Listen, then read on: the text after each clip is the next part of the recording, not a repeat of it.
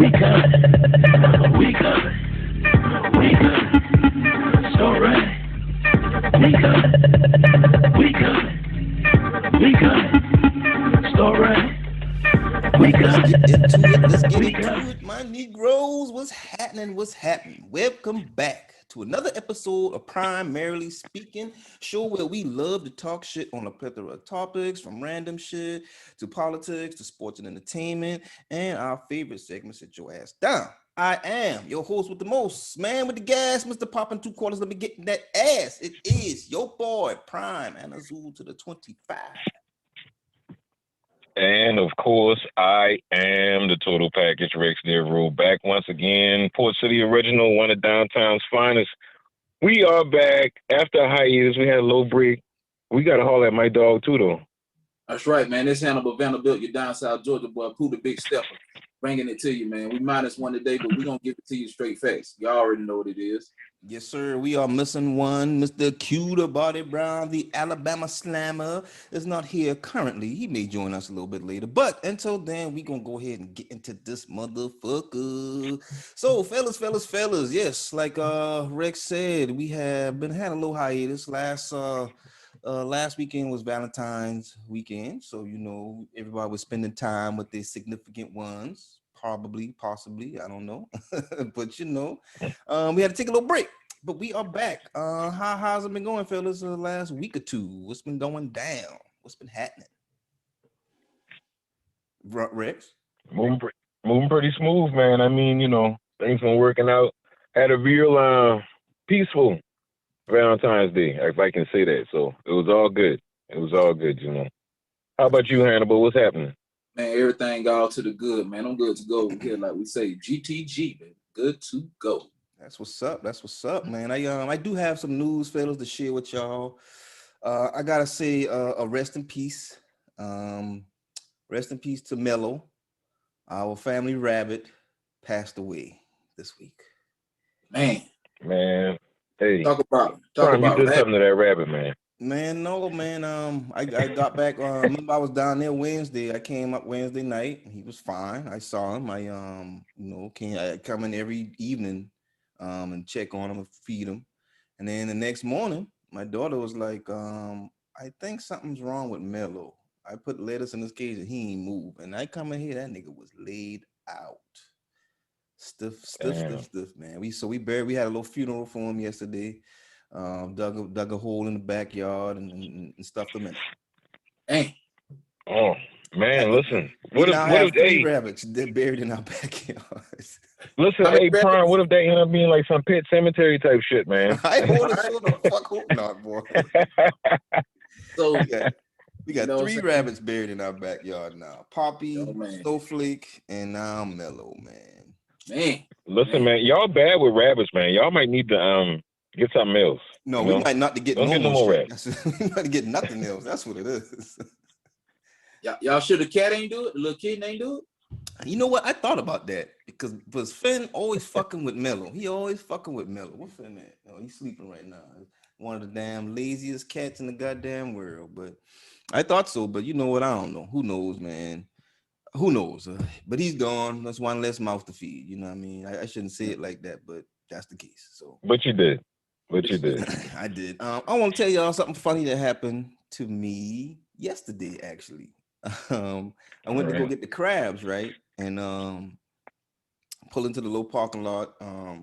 It was at a gas station. And like soon, I don't even know where this nigga come from. Soon as I parked, I was getting out the car. Nigga just appeared out of nowhere, just appeared. And he was like, yo, brother, man. You know what I mean? You got $2 you could spare.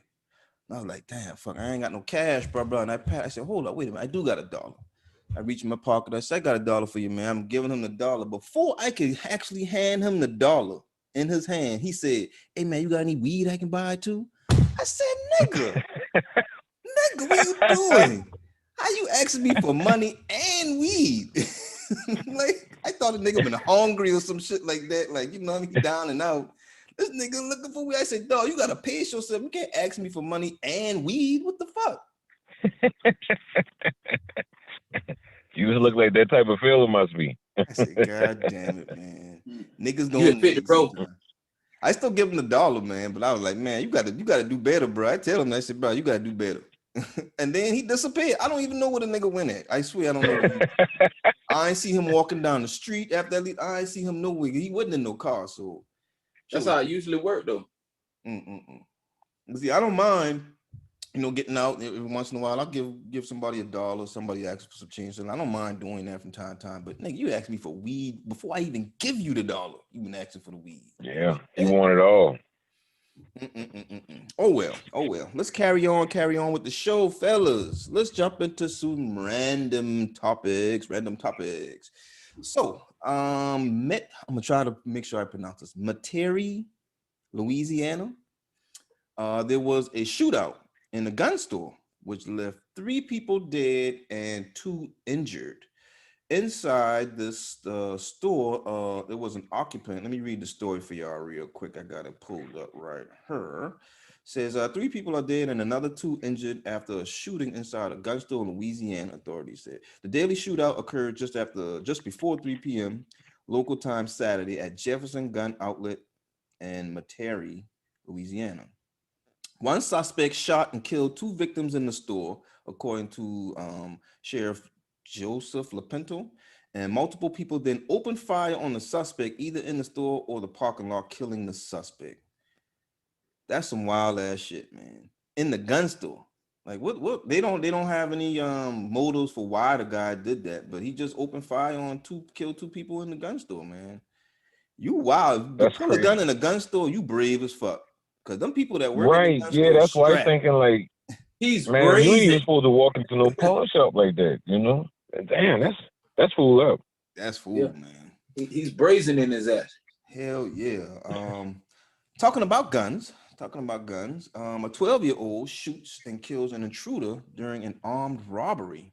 2 gunmen forced their way into a residence in North Carolina and shot a 73-year-old homeowner. Well, after doing that, a 12-year-old grabbed a gun out of the house and shot 5 shots, hitting one of the suspects.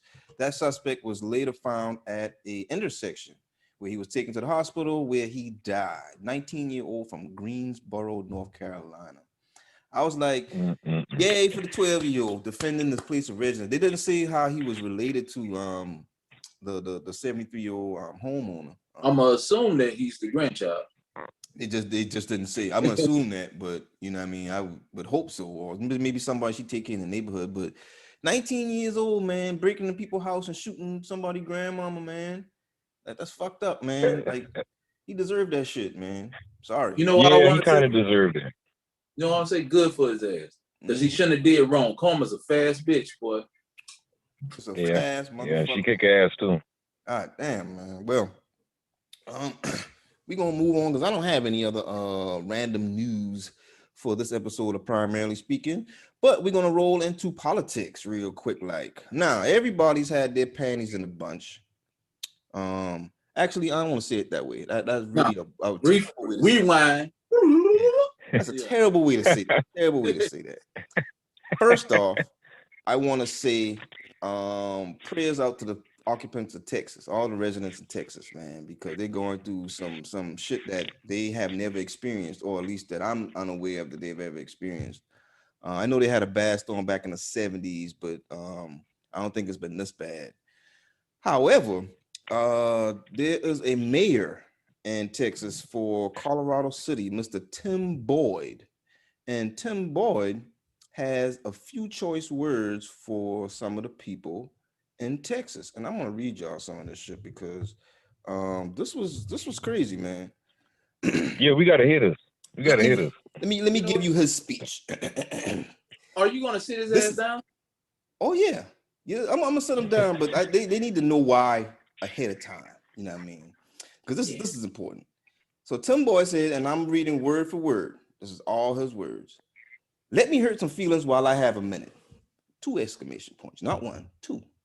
No one owes you or your family, and he spelled "or" wrong. No one owes you or your family anything, nor is it the local government's responsibility to support you during trying times like this. Sink or swim, it's your choice. The city and county, along with power providers or any other services, owes you nothing. I'm sick and tired of people looking for a damn handout. If you don't have electricity, you step up and come up with a game plan to keep your family warm and safe. If you have no water, you deal without and think outside of the box to survive and supply water to your family. If you are sitting at home in the cold because you have no power and are sitting there waiting for someone to come rescue you because you're lazy, is direct result of your raising. Exclamation point. Only the strong will survive and the weak will perish. Folks, God has given us the tools to support ourselves in times like this. This is sadly a product of a socialist government where they feed people to believe that the few will work and others will become dependent for handouts. Am I sorry that you have been dealing without electricity and water? Yes. But I'll be damned if I'm going to provide for anyone that is capable of doing it themselves. We have lost sight of those in need and those that take advantage of the system and mesh them into one group. Bottom line, quit crying and looking for a handout. Get off your ass and take care of your own family. Bottom line, don't a part of problem, be a part of the solution. That's damn, he needs some better education. That nigga can't write. But that's a statement, folks. That was a statement.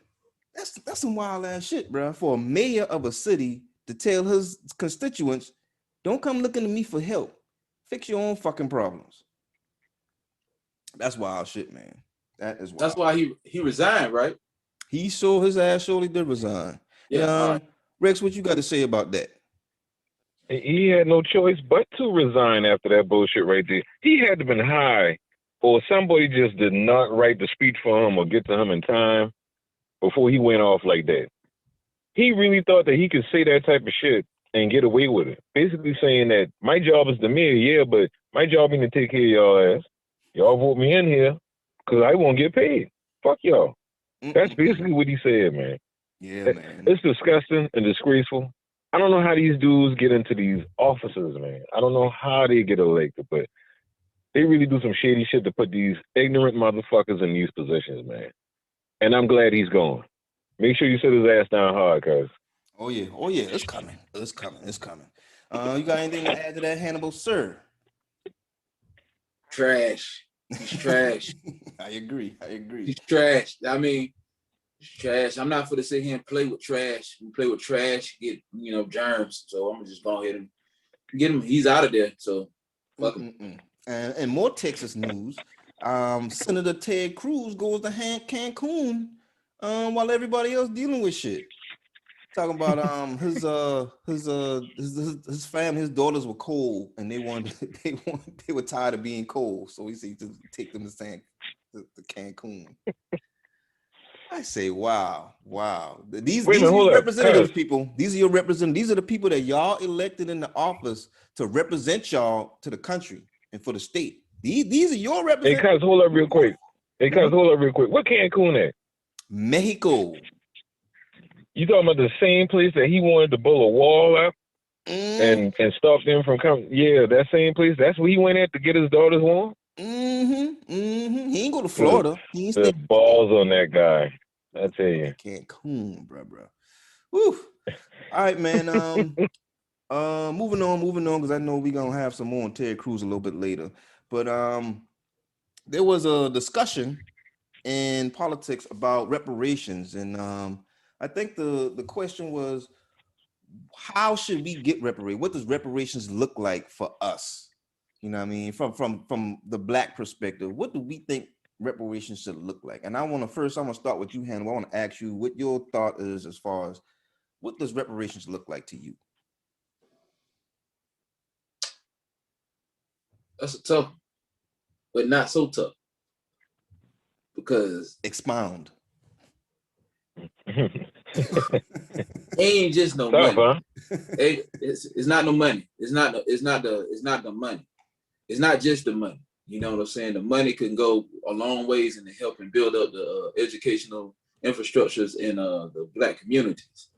The land. I mean, all of the stuff that was stolen, the stuff that we put our hard-earned blood, sweat, and tears. Our ancestors put their blood, sweat, and tears to. That was rightfully theirs. That was stolen from them. You know what I'm saying? That right there.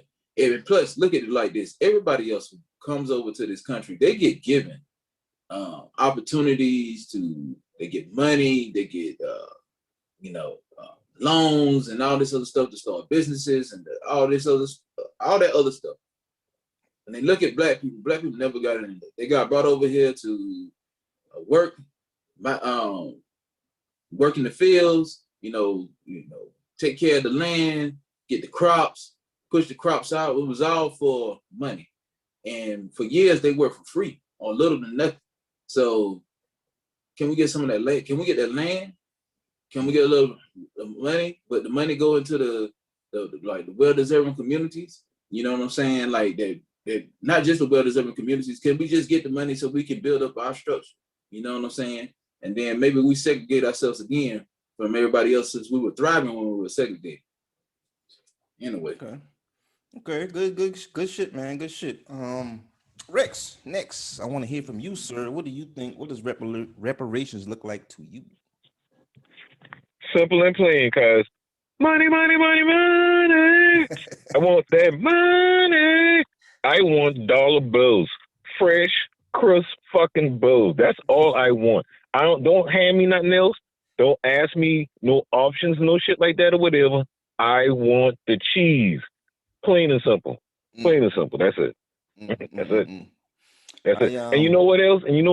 I think that we all should get at least $350,000 to $500,000. And if they won't bump it up a mo, that'll be cool too. How about that? I'm about to say 350,000. That's it. I hate to bring up his name, but when T.I. was looking at the Lords of London and it was doing all of that, dog, it's black people can get like millions, at least $1 million for each. I said 1.5, 1.25. Yeah, 1.5 million, 1 million.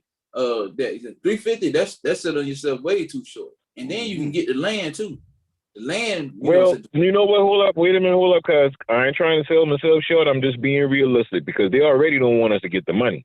So if they offering the money, they ain't gonna give all that they're gonna give, all that they're supposed to give.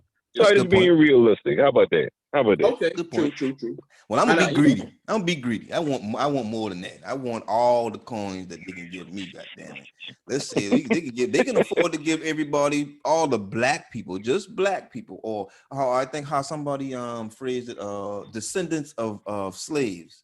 You know what I mean? Descendants of slaves can get at least 1.5. That's it. Okay. That they got it, man. That would probably be less than the damn than the relief package that they're trying to do for COVID. It wouldn't even cost them that much. Like the $1.2 trillion relief funded package they're trying to put together. I don't even think it would be that much if they did just descendants of slaves at 1.5 each. I don't know what that count is, but I think it would still be less than 1.9 trillion. That's how I feel. Right. Yeah. So let's make it happen, y'all. Let's make it happen. That's what I'm talking about. We want the cash. All right. Right now.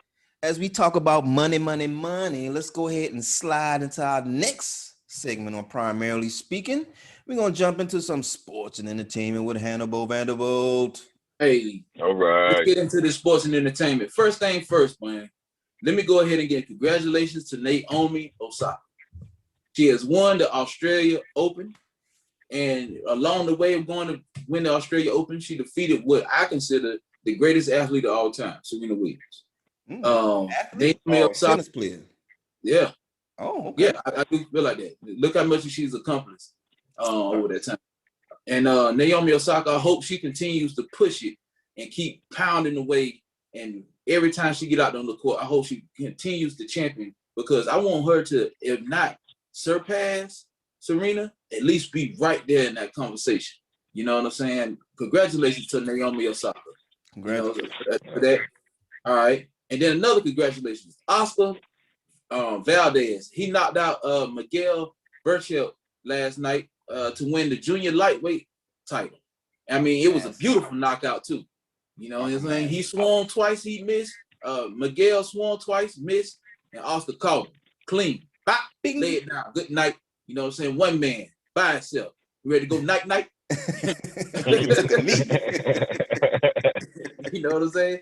And then Derek Lewis, he got the victory in the octagon last night over Curtis Blades. But a little bit of controversy, might have hit him a couple times after he was knocked out. But the ref got to jump in there and stop that quicker. You know what I'm saying? They did handle that. And one more thing I want to bring up. This is not a congratulations, anything to be given, but man, the Lakers, they sure are struggling, aren't they? No Anthony Davis. Man, they might need to make some moves to get in there. I heard they're looking at Boogie Cousins. I don't know if that'll be beneficial to the defensive efforts, but it sure will be beneficial to the offensive output because Marc Gasol, he just too old to hang with them young fellas out there, man. How long AD is out? How long is he out? He probably out. He should be out for a month and a half, bro. To be honest with you, he got a calf strain. He should just go ahead and sit out for a month and a half. Not no 3 weeks. He needs to try to suck it up. He's soft, brittle. What you know? A month and a half. Ridiculous. He get hurt every year. Now that's a dude who get hurt every year, Hannibal. How about that? Yeah. I'm gonna ask a question before you move on. I'll ask a question. If he take that month and a half off, you think when he gets back, they will then become contenders again to the finals?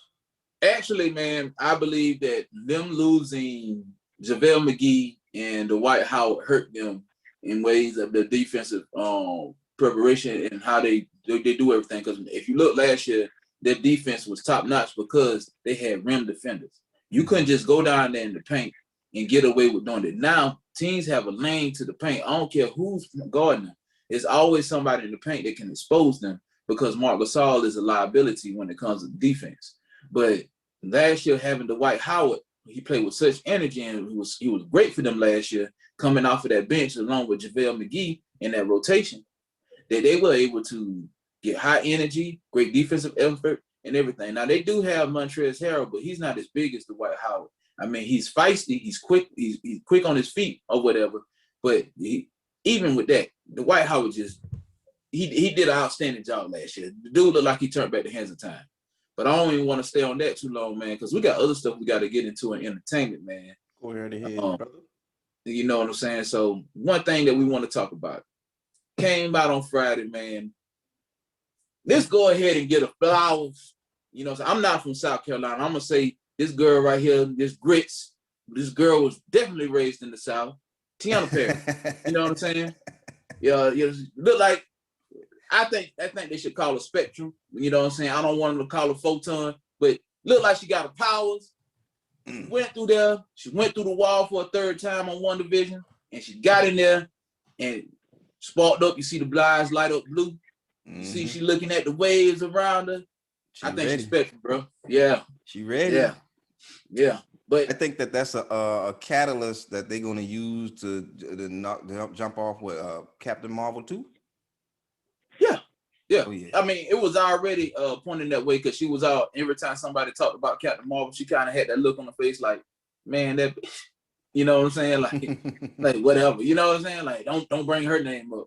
But it do look like it's a good show. And while you were talking about rabbits, I heard something the other day. They said the rabbit that Agatha Harkness, or you know what I'm saying, that she has, Senor Scratchy, that could be the transformation could be who's playing Quicksilver. Like he could be turned because that could be her familiar. Oh. Instead of having a cat like she had in the comics, she has the rabbit, Senor Scratch. Yeah, you know what I'm saying? Yeah, One Division was good, man. Yeah, maybe she took y'all rabbit. That's why y'all rabbit died. You know what I'm saying? We had an all white rabbit, but maybe she took that rabbit spirit because she needed the fuel for Senor Scratch. Maybe. You know? Well, we famous then, goddamn it, because that's a good ass show. That's I'm looking forward to the next 3 episodes, man. What you think gonna happen next? I really don't know. I mean, I don't know the storyline to really just tell you, but I think in the end, I think Wanda's gonna come out of the shit. Monica Rambeau is going to be like her partner to help her stop from going to the dark side, and they're gonna defeat Agatha together. I think her and Vision and Monica, Wanda, Vision, and Monica are gonna be the 3 that. I think it's gonna be Monica who breaks Agatha's hold on Wanda though. I think Monica's gonna break it because if you look at it, she could see the magic energy because she could see all types of energy and all the energy waves. Right, I think she's gonna be able to break. I think Agatha is gonna try to take control over her, but she's not gonna be able to take control over Monica. Not she may be able to shock her a little bit, you know, like real quick, but Monica is gonna be able to be like, nah, you ain't putting no shackles on me, shout. You know what I'm saying? So yeah. hopefully that's goes. I really think that they're gonna come in there and they're gonna show out and they're gonna go do their thing. But remember, the mailman, he's probably gonna be your villain because he's been hiding in plain sight. He hasn't showed anything, but he always he's aware. Reacts with Agatha or Agnes in a manner where, like, you know what I'm saying, he's not under the control of anybody. You know what I'm saying? Exactly. He knows exactly what's going on. He's just playing his role. Yeah. And they don't know what type of book that is, but they know it's a magical book. They don't know if it's the dark hole, or something else. It could, but it do look like it's a book that could have came out of the library. The dark hole from Agents of S.H.I.E.L.D. Yeah. Yeah. Well, that's not canon, so you know what I'm saying. Right. You know. But how you feel about that, Rick? I'll tell you next week. How about that? You know what I think they should do is because he ain't watched the episode yet. That's what happened. No, I don't watch the episode. I can't wait until this next episode, dog. This show is so and you know, we've been debating this last night. Cliff kind of got upset with me, but it's kind of better than The Mandalorian, dog. I mean, it's a great show, man. I mean, especially the way it started off to where we at now.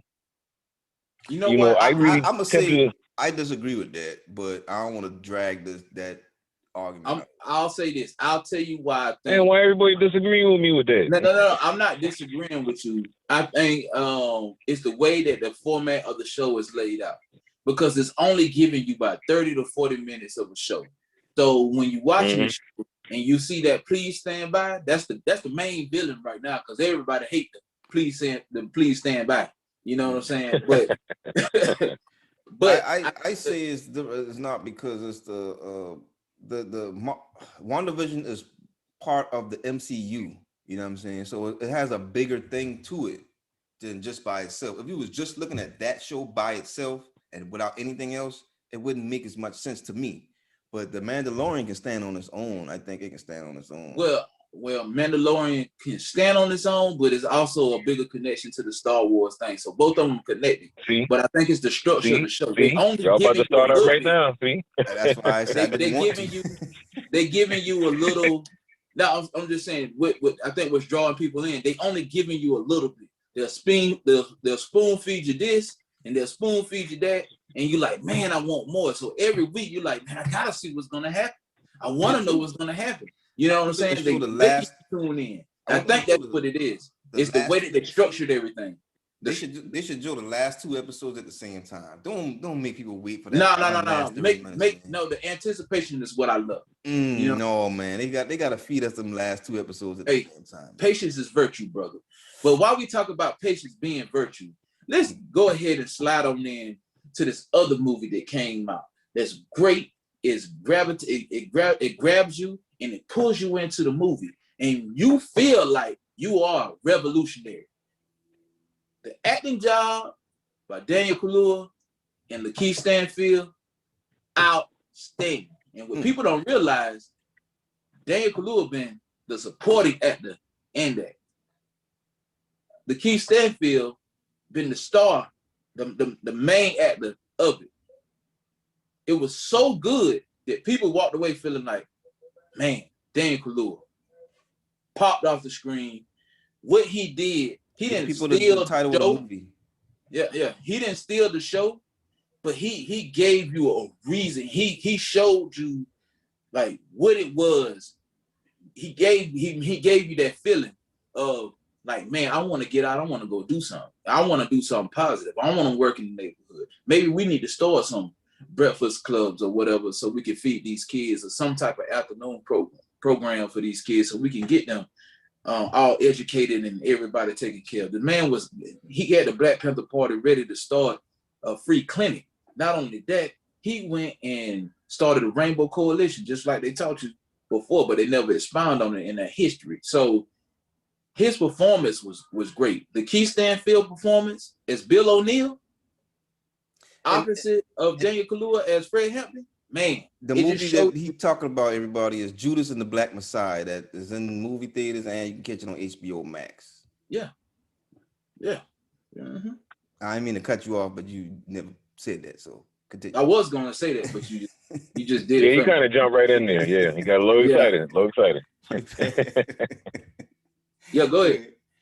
I just to add on real quick, great movie, just like you said, Hannibal, man. I felt the anger towards Bill O'Neill's character. You know what I mean? Even at Lakeith Stanfield for some at one point, like, fuck this nigga, you know what I mean?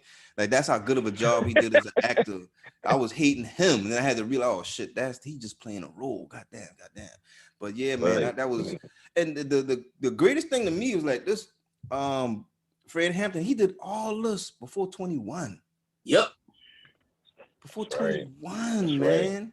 Like, it makes me feel ashamed to say that I haven't accomplished what he's accomplished as far as unity and bringing folks together and supporting this community to that type of magnitude, man. Like, damn, what have I been doing? Shit, man. Man, Brother, great movie, feel- great movie, great Brother, movie. don't feel ashamed, because that wasn't the purpose that you were brought to this earth for. That wasn't what you were touched to do. But what you need to do is just figure out your purpose. Don't be ashamed of what he did. He had a purpose and he served. I was just kind of being facetious, man. Just being a little facetious, man. Bam. Amen. Amen. Brother Hannibal. All right. Take your time. What about you, Rex? You got anything to comment on the movie itself? Man, y'all know I love this movie, man. I couldn't wait till this movie came out. I already done watched that shit like 3 times, man. I can't lie, man. It's a real riveting story about how, the government will go to such dirty depths just to stop somebody from uniting everybody. It puts a light on how they want to keep that 1% above everybody else and keep everybody else down. I think everybody in the sound of my voice should watch this movie and get your kids to watch this movie too, because the big message to them too, Oh, yeah. But I love the movie, man. Yeah. Oh yeah. Think about that. A man 20 years old, he already on the FBI most wanted list. They had to do anything they could to take him out. That gave us a little bit of light into the cold intel pro that they would do, the feed bullshit information to other factions to kind of put groups against each other and things like that. Man, that's why the Rainbow Coalition was important that you mentioned earlier for Hannibal.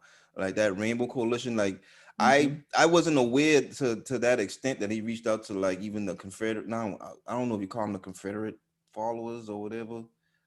Sons of Confederate or something like that. Yeah, I can't remember the name of their group, but reaching out to them is that's big. To me, that's big for him to recognize that, their perspective of the black folk was being organized by the rich people. They were poor and disenfranchised just like we were, and they were being mind fucked into believing that we were part of the problem. You know what I mean? That black people were part of the problem. And he went over there and just showcased to them like, hey, man, we in the same fucking boat, bro. You know what I mean? Don't need to be mad at us. We need to band together. Because remember, you had 2 people on each side. You had the one guy that stood up and was like, what do you mean? You know what I'm saying? And then you had the one brother in there that, you know what I'm saying? He wasn't feeling it. You know what I'm saying? You always have those type. You know what I'm saying? But thank goodness there was bigger minds and level heads that could see what was going on and come together.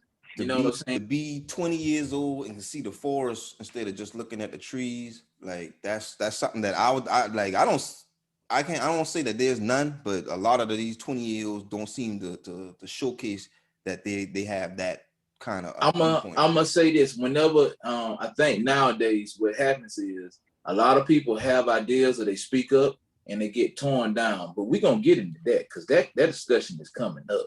Okay. That discussion is coming up. Okay. But matter of fact, why don't we just go ahead and move into that discussion? Let's roll into it, man. I know what you said a little bit earlier about about kids need to see this movie. Definitely a movie. I think I've already asked my son to watch the movie, and I didn't sit him down and watch it, but I told him he should check it out. But that rolls me into the next topic, our meat and potatoes here on Primarily Speaking. This meat and potatoes section is where we kind of dig deep into a topic. You know what I mean? We kind of flesh out some things and get some perspective. Today's topic is, what would you describe as how would you describe the Black experience? And let me give a little preface on this. Um, the other day, it was probably about a month ago, not even the other day. My son was watching Black Panther, and it's over again. And my wife walked in the room and was like, saying how she was proud to see Black Black Star in such a big movie. You know what I mean? And my son expressed that he couldn't relate to the idea of pride about that. And then that fell into a conversation about his upbringing a little bit as far as going to school. And he went to a predominantly Black elementary school from kindergarten to third grade. But during his time there, he didn't. He said that nobody talked to him. You know what I mean? He just didn't have an interaction with kids. Kids just would not really speak to him and engage him, befriend him, and things like that. And then when we moved and then we switched schools, ended up going to a predominantly white school, and he started making friends there. And one thing throughout this conversation, him telling me this, I realized that he didn't have what I said was a Black experience growing up. And one of the things that came out of that was me framing what the Black experience was, and I attribute it to struggles and things like that we go through as Black kids, and that wasn't that. And I was after having a conversation with my brother-in-law, I found that that's not the Black experience. You don't want to attribute struggle with the Black experience. There's a lot of positive things and forward-thinking things that comes out of growing up Black.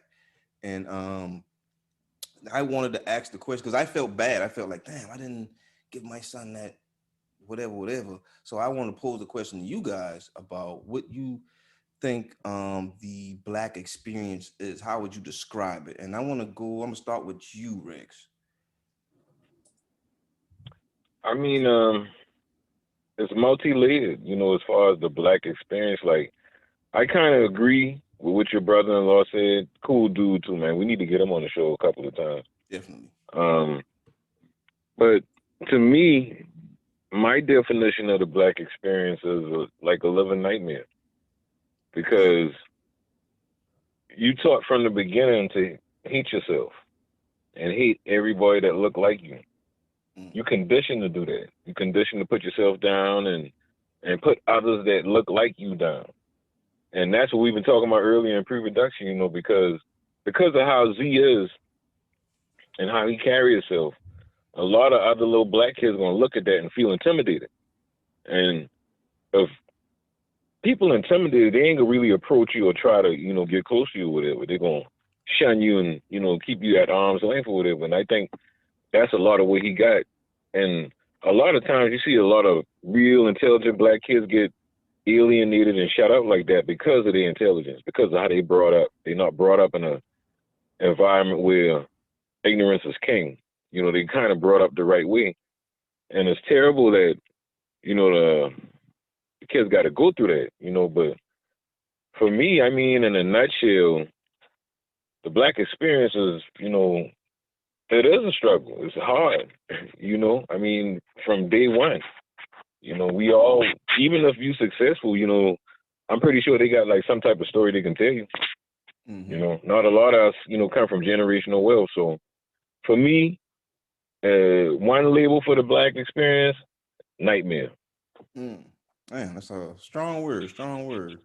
I think I'm gonna come back to that. But Hannibal, I want to hear your response next. Mine is also a mixed bag, man, because I don't know, brother. Mine was all over the place, brother. You know what hate is? You know what hate is, right? And it's one thing to be hated from like a person that's different, doesn't look like you. Mm-hmm. Walk of life. Like I told you, like when I was young, man, like elementary school age, I remember being put in handcuffs because I went and got my ball back from somebody else's yard. You know what I'm saying? Yes, baby. Yeah, we almost finished. In a little bit, all right? Mm-hmm. So, like, for me, that, but the hate that came from other people who look like me, the constant dragging, like being teased or whatever. I'm just glad that I was able to let those wounds heal. But I would be lying to say if it wasn't calluses. You know what I'm saying? Put a little, cocoa butter on them, and those calluses, they went away. But I'll be lying to say if they were still there. You know what I'm saying? I got teased a lot because of my skin color. For people who look like me, you know what I'm saying? Did it make me stronger? Yeah, but it could have broke a lot of other people too. You know what I'm saying? And that can make some people hate the fact of being black, bro. You know what I'm saying? Like, that can make somebody hate being black. Luckily for me, it didn't make me feel that way.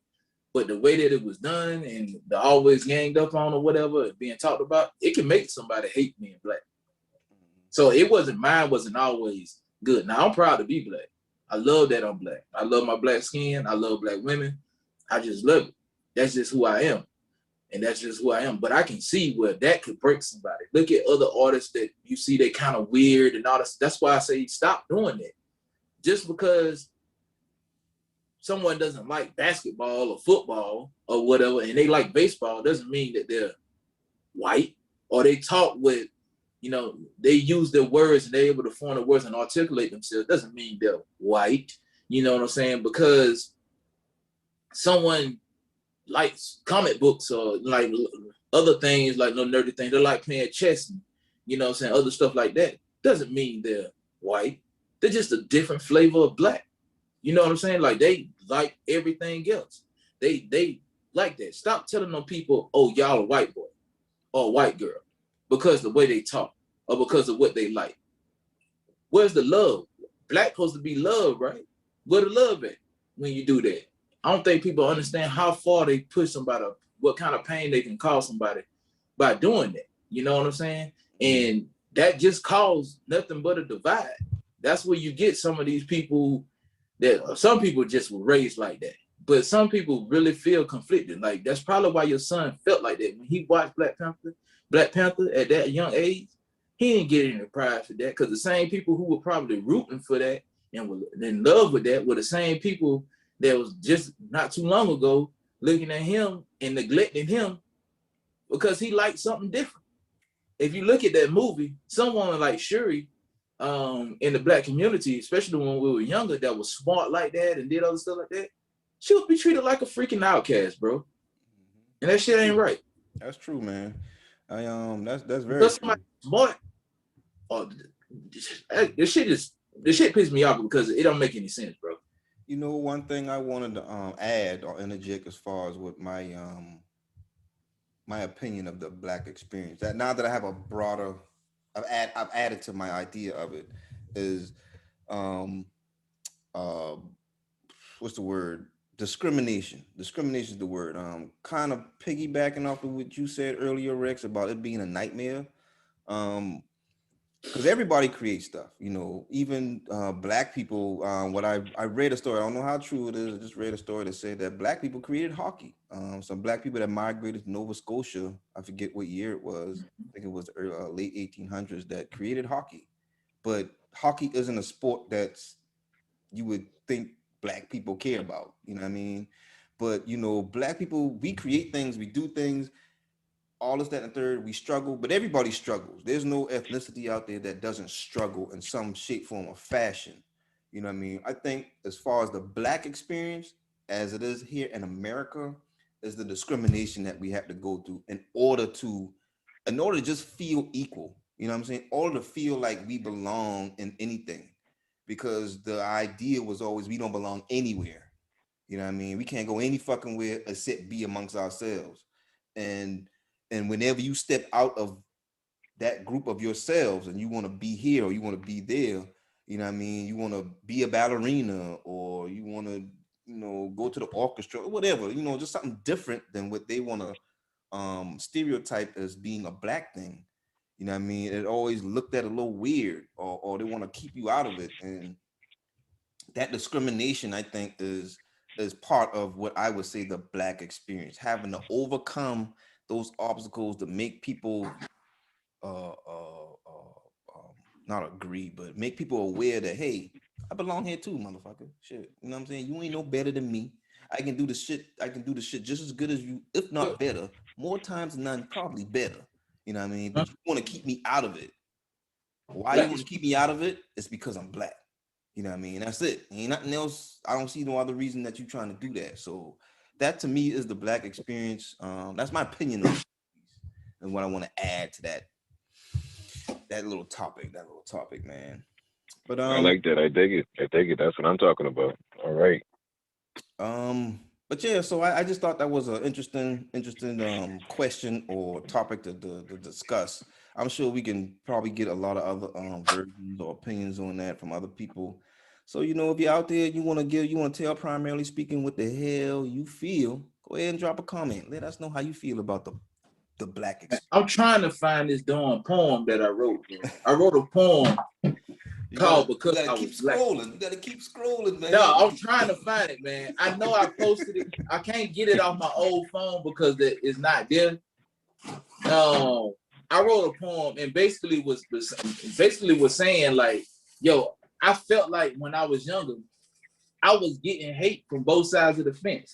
We got racists that hate me, and it's black people that seem to hate me or just won't let me live and be my black. You know what I'm saying? Be the black that I am. In peace, bro. Like, you know what I'm saying? Like all that tearing somebody down because the color of their skin or that they like somebody different, man. I just wish all that shit would stop. Because at the end of the day, I don't care if you know what I'm saying, you like rap or you like country. If you are a person of a high pigmentation, you are black. You know what I'm saying? When you look at that person, they look just like you, they are black. It doesn't matter that they like something different. Hey, you know what builds unity? Respecting other people's differences. And yes, I agree with that. And to tear somebody down for what they like, that sucks. Yeah, man. You like what you like, man. I don't care who you are, what ethnic background you come from. Don't ever feel like you have to do anything because everybody else is doing it. You know, that ain't even really a racial thing. That's just, you know what I mean? Don't be a follower. You know what I mean? Like what you like and keep it pushing, man. Just keep it pushing. If that's what you into, that's what the fuck you into, man. I am going to, and that's one to grow on. I'm going to take this time to oh shit, was that a glimpse of Q the Body Brown? Was that what that was? A shadow? He finally showed up. I seen the shadow. But he said we got it today, man. He said we got it today. We are going to move on into our favorite segment. Well, my favorite segment may not be everybody's. Sit your ass down. Yes, sir. Damn right. Yes, sir. Yes, sir. The segment where we tell everybody's favorite segment. These dumb motherfuckers to sit down for the dumb shit that they done did this past week or whenever they did it. Could have been 3 years ago. Anyway, Hannibal Vanderbilt. Sir, I would like you to kick off our Sit Your Ass Down segment today on Primarily Speaking. Ted Cruz. Ain't got nothing against you. That's a lie. That's a lie.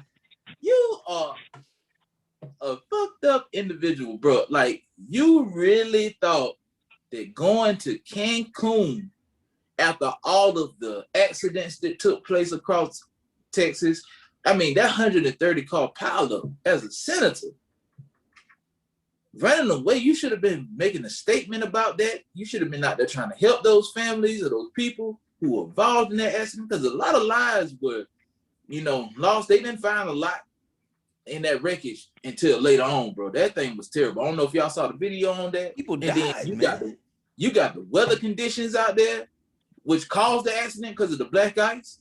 I mean, you got people in Houston who their homes are destroyed because of the infrastructure, the way it was built. I guess they never thought that they were going to have to deal with weather conditions like that. Those houses were built terribly. The water company turning the water off, that was like the worst thing that they could have done, because that actually let the water settle in those pipes And then what happened? Pipes started bursting because of the freezing. People weren't able to run the water like they needed to keep the pipes, keep the water circulating so they wouldn't freeze. And then you decide, I'm going to take a trip down to Cancun and relax. But you lie and then say, oh, I was just going for a day and coming back. I immediately came right back. So lying ass. You know what pissed me off about him? If your girls was felt like that and you had the means to do that, why you just send them? You a representative. You stay and fight the good fight. Send your family. You know, ain't nothing wrong with sending your family to do that, but you stay your ass and work. Talk about he was gonna work over Zoom. He was gonna do over Zoom and conference calls. Bitch, the fuck? My bad. I didn't mean to interject on your sit your ass down. No, you good, dog. That's it. Ted Cruz, sit your ass down. All right. Sit him down. Sit him down. Come on, Ted. Damn, Ted. Mr. Rex, what are you offering up for sit your ass down today, sir? Well, we just gonna keep it in the great state of Texas, the Lone Star State with Governor Greg Abbott. They're doing a bang up job down there with how they handling the disaster, and it shows every day on the TV. So, just like how you said earlier, you touched on it. We're gonna keep praying for the people in Texas. You know, we hope everything get better. It's kind of turning around. You know, I think they got some people with electricity now. The water system is kind of messed up, like how Hannibal touched on. It's fucked up. So we got to pray for them, and hopefully they can get out this thing quickly, you know, and without any more loss of life. But Governor Greg Abbott, we need you to sit your bleach blonde ass down. Please sit down. Call him bleach. Sit him down. Yeah. He's a bimbo. He's a bimbo. Ooh, wow. Call him a bimbo. You ain't hear that word in a long time. Huh? Call man a bimbo. All right. I heard a man call that in a long time. Well, yeah, that's right. I had to bring that one back. Thank you, Rex, for your sit your ass down. And I'm going to jump Not a problem. And I'm going to follow the trend. I'm going to bring up the caboose on this one. Texas again, man. Colorado City Mayor Tim Boyd, man. I know I talked about you earlier. Read your statement and everything, man. But here's why I'm sitting your ass down. You are an elected official, right? And why do people elect people? To represent them, to say the things that they can't say, to do the things that they can't do, to lead them because they may not know what's the best option to choose. That's the purpose of you having your position. And you're going to get up there and tell people to fend for your fucking self. Only the strong survive. You have forgotten what it is to be an elected official. Like, what the fuck is wrong with you to come out there and tell people, I ain't here to help you. We ain't here to help you. Yes, you are. That's your purpose. Your purpose is to help the people of your county, of your city, your constituents. They elect you because they want you to represent them and make the decisions that will allow them to live an easier life one way or another. You know what I mean? Everybody may not agree with you, but the majority has chosen you. And you're going to tell all them people, fuck you, do it yourself? Come on, man. I couldn't even believe an elected official. Well, you know what? I should believe it because we've had so many fucked up elected officials over the years, man, and all over the country. So you know what? It is believable. But that just strike a nerve with me that he just get up there and tell people, you know what I mean? Fend for yourself, bro. Don't look for me for your handout. I ain't helping you. I ain't got nothing for you. That's just fucked up, man. I'm glad he resigned. I hope he never gets any type of office in the near future in any kind of way. And anybody just like him, man, fuck him. Sit your ass down and get the fuck out the way. You know what I mean? Sorry. Hey, I had to put my phone on mute, dog. I ain't hearing tears, dog. Prime going off on that too. Rightfully so. It's disheartening, yeah, man. Exactly. He's an elected official. He deserved all that smoke. Yeah, he deserved all that smoke, though. That was disgraceful. You're supposed to be a leader. Hey, when I first read that, I was like, boy, yeah, this dude the devil. Should be a rapper. Burn him at the stake.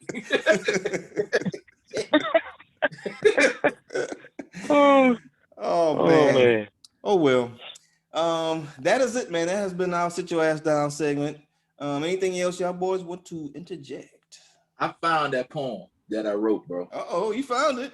I found it. Give it to us. Give it to us. Let's hear it. I'm gonna read it. It says, because I was black, I witnessed both sides of the coin when it came to hate. Hated by the whites because they wanted to feel superior.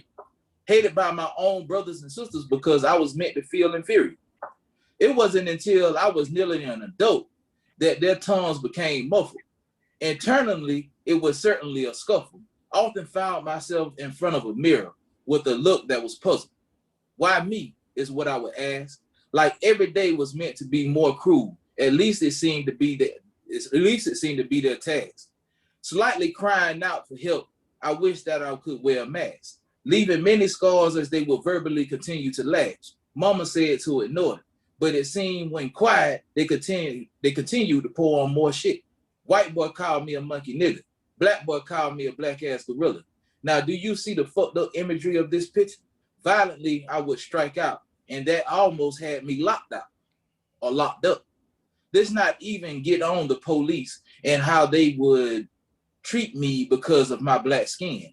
I stand here boldly and confident, understanding the powerfulness of this melon, the special traits that come with the honor of this higher pigmentation. Thankful for the love I stayed above that which was hating because I was black. That's pretty powerful. How old was you when you wrote that? I wrote this a long time ago. I just shared it. I can't remember how old I was when I wrote it. I had to get some shit out of my chest though. Some good shit, man. Some good shit. I like it. Thank you for that. Yeah, Thank you for sharing. that's what's up. Thank you for sharing, man. I think kids should understand that turmoil. You know what I mean? That kind of teeter-totterness you feel in your mind, like, damn, am I good enough? I'm not good enough. These people don't like me. These people don't like me. What the fuck? You know what I mean? The kids need to understand that others are going through that same type of thought process. But believe in yourself. You know what I'm saying? Believe in yourself and the things that you do, man. If you like it, I love it. You know what I'm saying? So, yeah. Thank you for that, Hannibal. Appreciate that, sir. Anything else before we close out and put a knot in this one? No. I mean, we had the bounce back show after the Valentine's Day weekend. Everybody got their groove on. So we back, y'all. So we'll be back every week from now on until another holiday appear or whatever.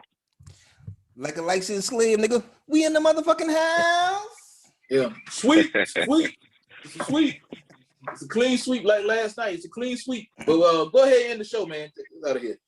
All right. Yeah, I hear you keep talking about the sweep, man. Sounding like somebody got their ass whooped last night. Must be. You ain't gonna bring that up though. Let's go ahead and put a knot in this thing. Yeah, the show about to be over. Yeah. Let's move on.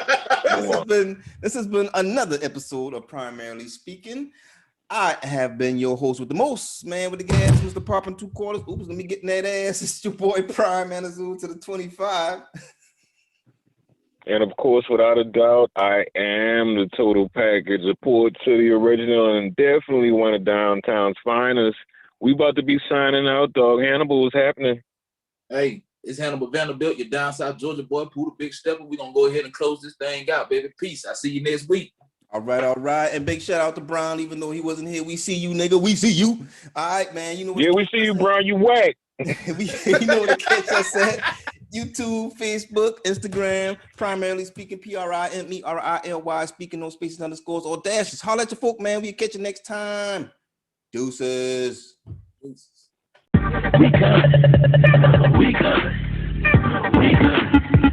It's all right. We good. It's all right. We good. It's all right. We good. It's all right.